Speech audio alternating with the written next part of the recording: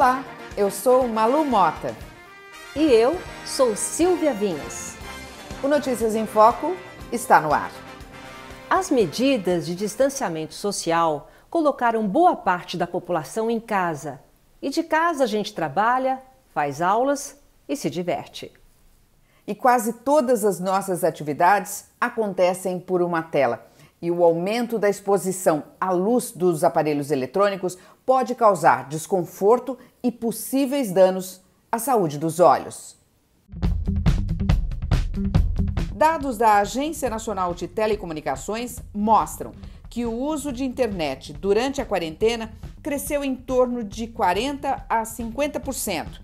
E essa proximidade constante das telas gera prejuízos à nossa visão. Existem problemas oftalmológicos e muitos são contornáveis, a gente pode conviver com eles, porque é uma realidade, né?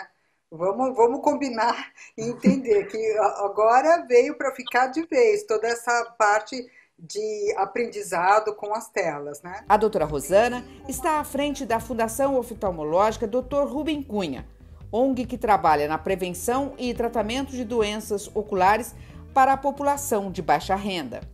Ela lembra que o excesso de foco nas telas é um dos problemas acentuados durante a pandemia. Antigamente, quando você pegava um livro para ler, 30 minutos depois você já estava seguindo a mosquinha que estava no ar, já estava olhando para longe.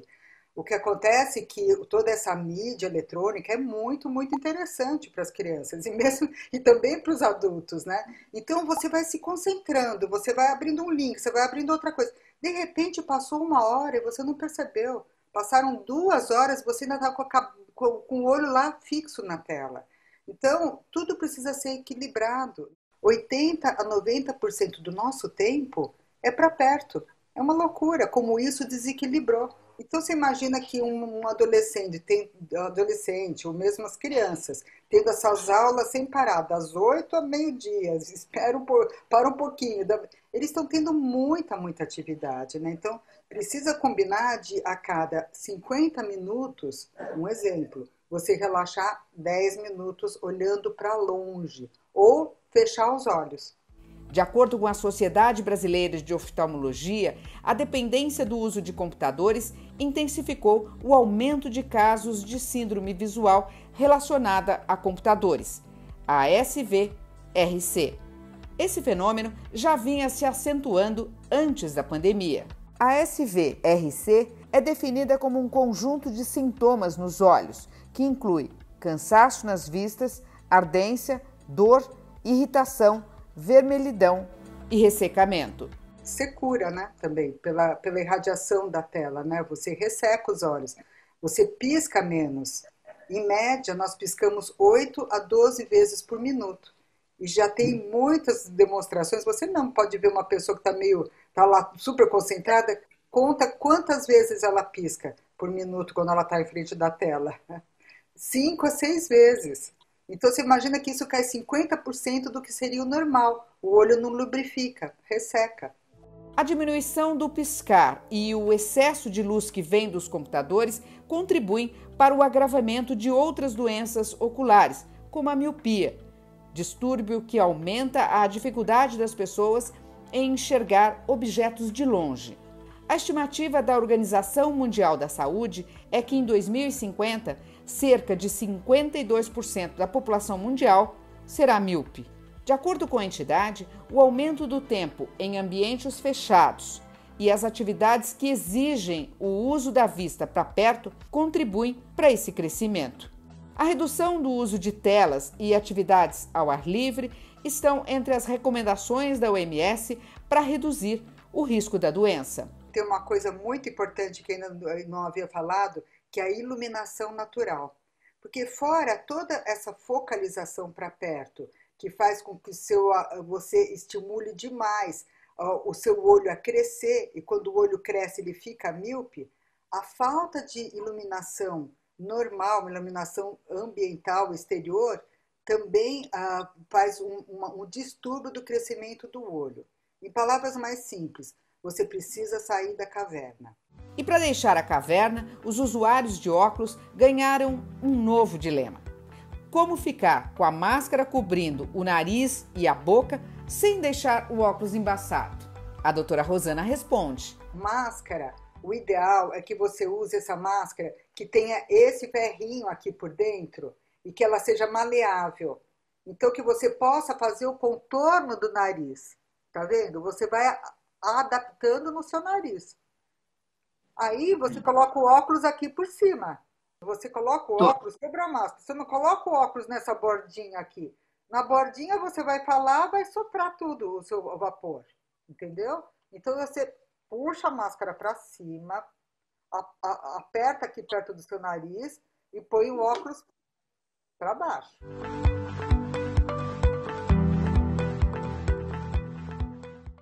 Muito boa essa dica da doutora Rosana. E sempre vale lembrar que a utilização das máscaras é obrigatória no Brasil, conforme lei aprovada no Congresso Nacional em junho.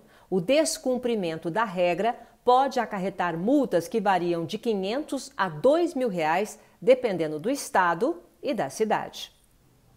O combate ao novo coronavírus gera uma corrida às inovações nas mais diferentes áreas. Dos simples respiradores que facilitam a vida e a rotina dentro dos hospitais, até as vacinas, com diferentes modos de imunização que vêm sendo testadas ao redor do mundo. Pois é, Malu, aqui no Brasil, uma empresa tem 2 produtos que podem ajudar na proteção durante a retomada das atividades. Em parceria com a fábrica de brinquedos Elka, a startup de nanotecnologia Nanox desenvolveu uma máscara respiratória inovadora. Reutilizável, a peça é elaborada com um antimicrobiano à base de prata. Ela tem efeito bactericida, antifúngico e antiviral. A máscara Otto leva um filtro descartável PFF2 capaz de reter poeira, aerossóis e agentes biológicos. Como a máscara é de plástico, você pode jogar fora os filtros, né? E aí você simplesmente limpa ela com a sabão ou álcool 70 e no outro dia você só troca o filtro e pode reutilizar a máscara. Ela vem com um filtro, um par de filtros, aí você abre e aí ela tem uma tampa. Você coloca o filtro aqui e aí você trava. São 2 filtros. Coloca o filtro aqui, assim. Aí você vem com essa tampa, aí, travou, é só colocar para usar. Essa técnica das micropartículas de prata também é usada em tecidos e pode eliminar o coronavírus SARS-CoV-2. Um produto ativo à base de prata também, que vai no banho e o tecido passa por um acabamento, como se fosse um banho mesmo, depois vai para uma secagem numa estufa e aí você tem a adesão do ativo na superfície do tecido. Em testes de laboratório, o material foi capaz de eliminar 99,9% da quantidade do vírus após 2 minutos de contato. Os pesquisadores já sabiam que a substância era capaz de matar fungos e bactérias. Agora, descobriram que também é eficaz no combate à Covid. Então, na verdade, é uma segurança a mais, né, para o usuário. Obviamente, isso não elimina o uso de máscaras, o distanciamento, a higienização das mãos, todo o procedimento que a gente já conhece, mas imagina que você vai no supermercado, tocou numa superfície que tem Covid e sem querer colocou na roupa ou encostou ali, o tecido o tempo todo vai estar agindo para eliminar o vírus. Segundo a Sociedade Brasileira de Infectologia, não há evidência de quanto tempo o coronavírus sobrevive num tecido. Em testes, a solução de prata foi lavada 30 vezes, até que o efeito contra o vírus começou a ser prejudicado. A ideia é que as roupas saiam das fábricas com um novo revestimento. CEO da Nanox, Luiz Gustavo Pagotto Simões, destaca o apoio que a empresa encontrou na FAPESP, a Fundação de Amparo à Pesquisa do Estado de São Paulo. Ela tem um programa regular todo ano, 3 ou 4 vezes por ano, tem chamadas para projetos inovadores para empreendedores. Então, isso é fundamental para alavancar o empreendedorismo dessas ciências da vida, né? Aqui no Brasil, existem outras iniciativas na produção de tecidos antivirais. Enquanto não há uma vacina disponível, objetos que possam contribuir para a proteção são bem-vindos. E a tendência é que, mesmo depois da pandemia, estes produtos tenham um lugar de destaque entre os consumidores. E não há dúvida que a pandemia ela trouxe uma série de mudanças para o nosso dia a dia. Máscaras se tornaram itens de primeira necessidade, assim como o álcool gel e o distanciamento social. E nem mesmo rituais tradicionais foram poupados dessa doença que já afetou 1 em cada 100 brasileiros.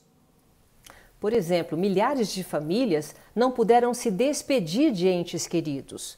Com isso, as pessoas procuram novas formas de lidar com o luto e a tecnologia se torna aliada nesse processo. Caixões lacrados e velórios sem abraços se tornaram comuns em grandes cidades. O isolamento social trouxe mais dificuldades para um momento delicado, o do luto. A falta do ritual fúnebre afeta muito o processo de luto. Primeiro porque o corpo, no velório, ele é a concretude da morte. A jornalista Camila Appel é colunista da Folha de São Paulo, onde escreve no blog Morte Sem Tabu. A função do ritual fúnebre é contribuir para a elaboração do luto. E não só a falta do ritual fúnebre, mas também do acompanhamento da doença, né? Da gente não poder mais estar, no caso de se for uma pessoa que está com o coronavírus, não poder acompanhar num hospital, né? Acompanhar esse momento em que você enxerga uma finalização, um movimento de finalização de uma vida. O Ministério da Saúde não recomenda velórios e funerais de pacientes com confirmação ou suspeita de Covid-19. Se for realizado, a orientação é que tenha no máximo 10 pessoas, respeitando a distância mínima de 2 metros entre elas. O sofrimento coletivo se converteu em empatia. As ações solidárias aumentaram e muitas pessoas recebem apoio para passar por essa fase tão difícil. Você vê muitos profissionais se disponibilizando para atendimentos voluntários online. O luto coletivo ele afeta a todos nós, porque a gente está vivendo uma pandemia, estamos em isolamento social, isso é muito difícil para a maior parte das pessoas. Então estamos juntos, inseguros, mas procurando o máximo possível nos oferecer suporte. Então você vê que o número de doações aumentou muito, eventos sobre distúrbio mental, depressão, essas conscientizações e as iniciativas de colaboração aumentaram muito. Então, o nosso luto coletivo tem uma parte dele que tem sido bonita e proativa. Para Camila, o luto é uma questão de saúde pública, porque uma complicação pode levar a graves distúrbios psicológicos. E eu também acho que existe um recorte importante aí de ser feito, que é o social e o racial. E quando a gente fala de luto, existe uma ideia de que só as classes mais com maior acesso, né, à terapia, a rituais, enfim, as classes mais altas teriam acesso ou oportunidade, espaço para o luto. Então existe aí um recorte importante de você identificar que quem pode tirar um tempo para o luto são só as classes mais altas, né? E quem pode se dar o luxo de se sentir deprimido, de procurar uma terapia também é. Então, nesse sentido, faz o luto ser ainda mais uma questão de saúde pública.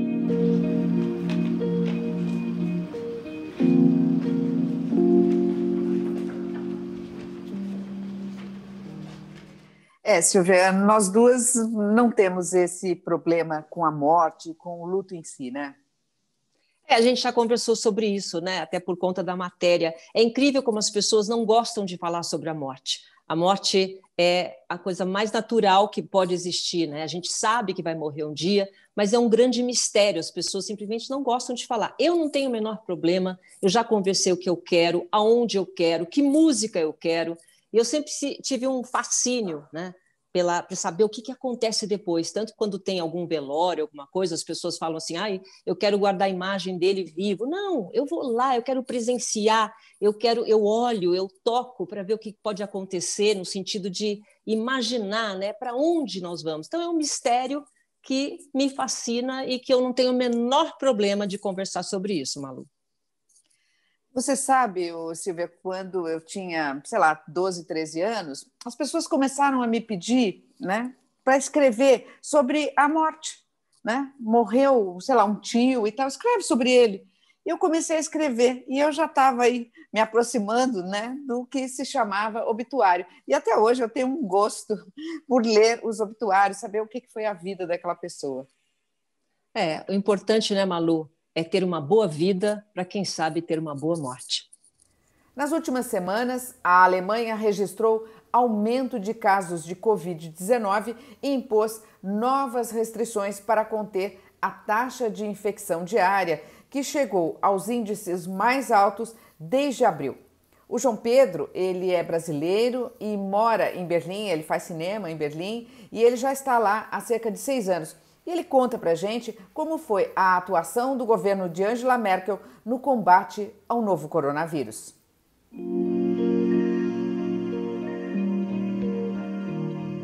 Entre as medidas anunciadas pelo governo alemão está a restrição no funcionamento de bares e restaurantes, que terão que fechar às 11 da noite. O número de participantes em eventos privados será limitado a 15 pessoas em regiões que registrarem mais de 35 novos casos por 100 mil habitantes num período de 7 dias. Em estabelecimentos públicos, o limite será de 25 pessoas. E se o número de infecções ultrapassar 50 novos casos a cada 100 mil habitantes, as restrições serão ainda mais rigorosas. O João Pedro é cineasta e mora em Berlim há 6 anos. Ele explica que todas as decisões do governo durante a pandemia têm apoio da maioria da população. 3 a cada 4 alemães, as pesquisas têm mostrado, apoiam as medidas mais rigorosas no combate ao coronavírus, né?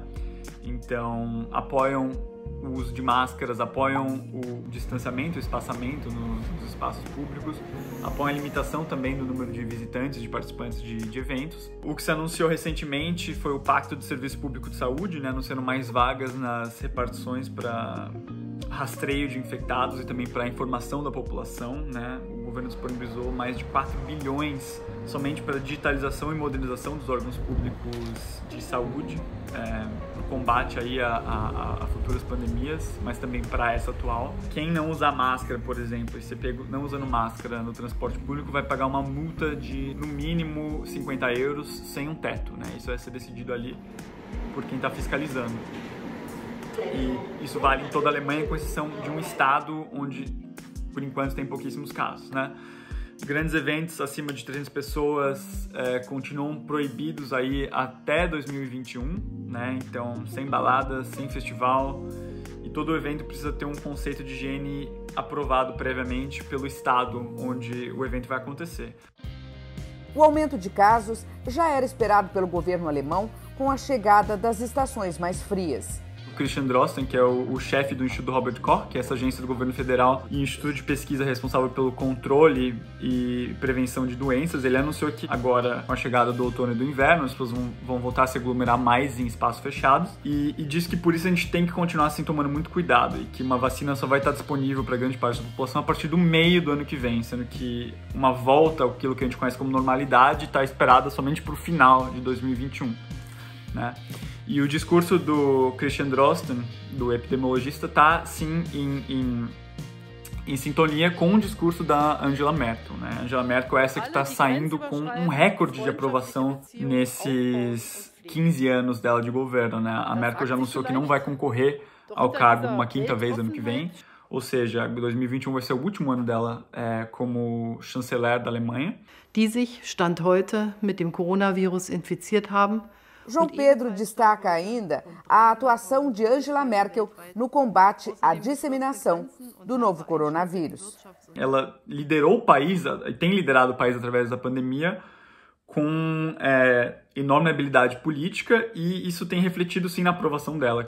A própria Merkel tem doutorado em química quântica, então ela sabe, não só ela entende a linguagem da ciência, mas ela sabe a importância disso na hora de se criar políticas públicas, né? E justamente por todos esses motivos e características que fazem da Angela Merkel uma líder sensata, comedida, humanista, avessa a qualquer tendência populista ou demagógica, que a mídia, a população daqui já tem dito que vai sentir falta dela a partir do ano que vem, né? Ela disse também recentemente que, justamente por não concorrer ao 5º mandato, ela se diz satisfeita de poder se dedicar integralmente agora à reta final no combate à pandemia, né? E justamente por falas como essa que nós aqui aprendemos a dar valor a uma chefe de Estado, né? Também conhecida como a mulher mais poderosa do mundo atualmente, que é a Angela Merkel. Es ist gut, dass wir ihn hatten und dass wir ihm seiner heute gedenken. Herzlichen Dank.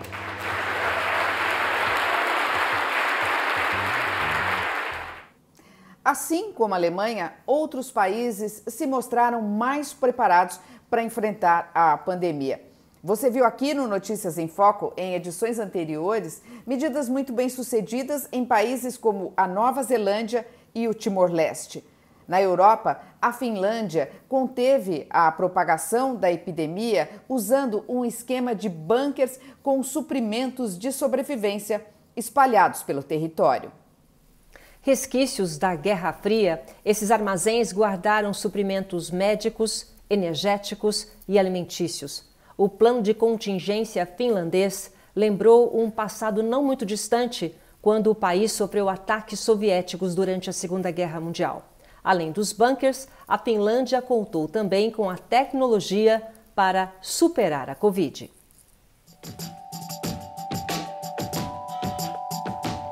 Planos de contingência contra calamidades fazem parte da estrutura finlandesa.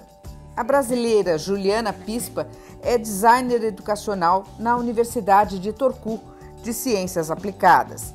Ela mora na Finlândia há 4 anos e explica que a população se adaptou bem ao período de isolamento. Então, como a Finlândia é considerada, um dos países mais digitalizados do mundo, o primeiro país mais digitalizado na União Europeia, essa quarentena não foi um período, vamos dizer assim, de difícil adaptação, né? Nas escolas também tem a questão da cultura digital, nos ambientes de trabalho, todos os serviços são digitais aqui na Finlândia, então essa mudança não foi tão drástica aqui na Finlândia, eu diria. E as pessoas se adaptaram muito bem. Claro que as crianças, sentem necessidade de ir para a escola, os adultos ainda têm necessidade de comunicar, de encontrar com os amigos, mas não foi um período tão difícil, vamos dizer assim. E a gente ainda teve a liberdade de andar na rua, de caminhar, de praticar exercícios, então isso ajudou bastante durante esse período de quarentena. Com o número de casos em queda, a Finlândia optou por retornar às aulas, faltando apenas 2 semanas para o encerramento do ano letivo. Com o retorno das aulas, a vida está voltando à normalidade, as escolas estão abertas, as universidades estão abertas, as pessoas podem voltar ao trabalho, mas ainda é recomendado o trabalho remoto de casa, quem puder. Então, no meu caso, o meu trabalho está sendo 90% remoto, eu faço o que eu posso aqui de casa. Os lugares públicos que a gente visita, supermercados, shoppings, não tem um número alto de pessoas em ambientes fechados, então a Finlândia está controlando bem, mas ainda estamos aí de olho nos números que estão subindo novamente aqui na União Europeia.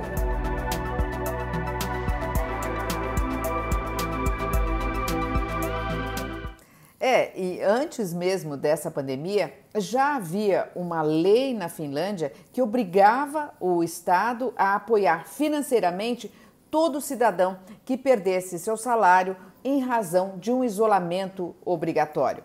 Esse realmente é um exemplo de país que olha para o futuro, mas sem esquecer as lições do passado.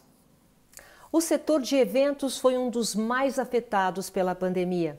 Com a reabertura gradual, produtores e empresários pensam em estratégias para a retomada com foco em uma das datas mais esperadas do ano, que é, claro, o Natal. Alguém já pensou onde anda o Papai Noel no meio dessa pandemia? Papai Noel! Eu soube que alguns doentes estão bastante preocupados com o Natal deste ano, é verdade? É verdade sim, Papai Noel.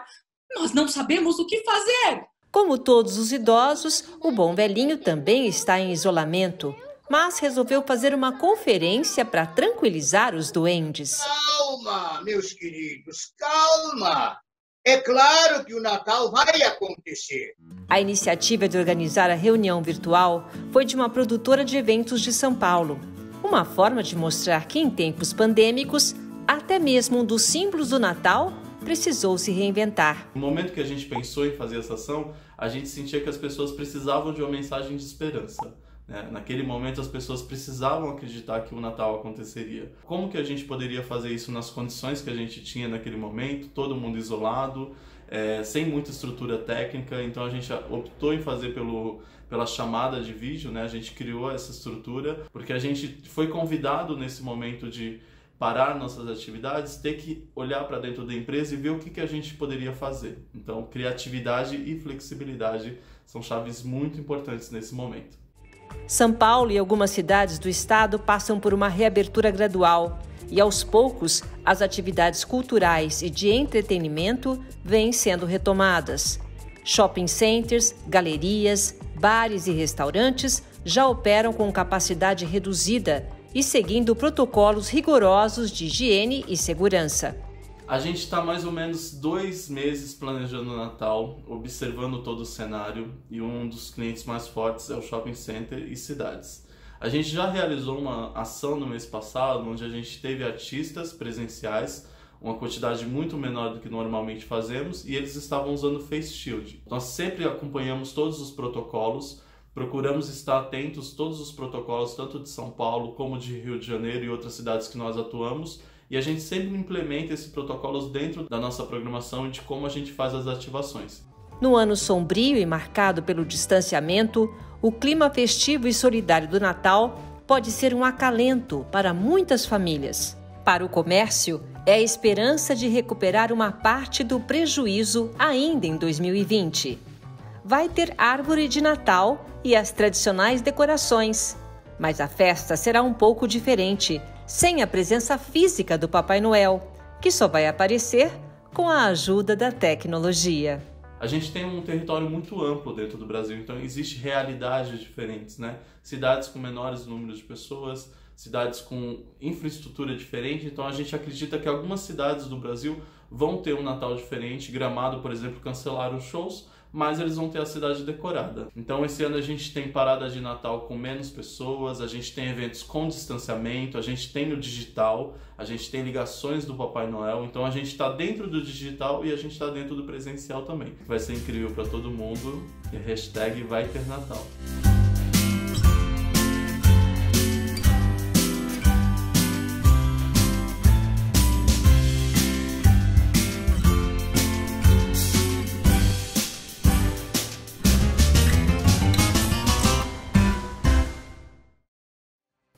E o Notícias em Foco fica por aqui. Lembrando que você pode acompanhar esta edição também nas nossas redes sociais, no Instagram, no Twitter, no Facebook e no YouTube.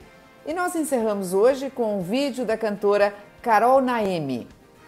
A Carol é professora de canto e já participou do The Voice Brasil. Durante a pandemia, ela se reuniu com o tecladista Eric Fernandes e gravou uma canção da banda Guns N' Roses. Acompanhe agora a interpretação de Carol Naemi da música Sweet Child O' Mine. Até a próxima! She got a smile that it seems to me reminds me of childhood memories, but everything was as fresh as the bright blue skies. Now and then, when I see her face, she takes me away to the special place, and if I stay too long, I probably